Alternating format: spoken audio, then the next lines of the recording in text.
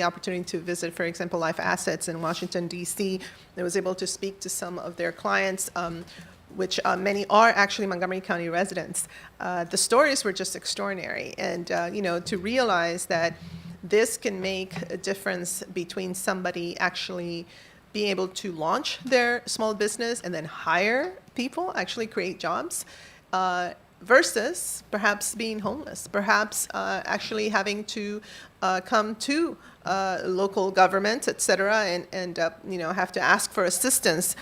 So the fact that this actually will, help create more self-sufficiency, it will help create jobs, the dignity that comes with being an entrepreneur and actually seeing the opportunity of in the future, making your business grow is extraordinary. And again, I think for our county, we tend to focus on small businesses that are already very well established, or larger companies that are, quite established, et cetera. But we have not done, I don't think, a lot when it comes to the very small micro entrepreneur who has that spirit and that desire to grow their business. I think this really takes us in a different direction, and it was stated before, even though there was a program in the past. I think this is a very different approach. I can definitely attest to realizing that these organizations, these nonprofit organizations, have figured it out, have a strong track record, and I hope that they will be the ones who will lead us into making this a great success. So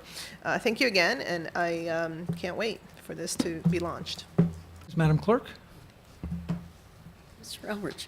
Yes. Mr. Elrich votes yes. Mr. Hucker? Yes. Mr. Hucker votes yes. Mr. Rice? Yes. Mr. Rice votes yes. Ms. Florine? Yes. Ms. Florine votes yes. Mr. Leventhal? Yes. Mr. Leventhal votes yes. Ms. Navarro? Yes. Ms. Navarro votes yes. Mr. Katz? Yes. Mr. Katz votes yes. Mr. Reamer? Yes. Mr. Reamer votes yes. Mr. Berliner? Yes. Measure passes 9-0.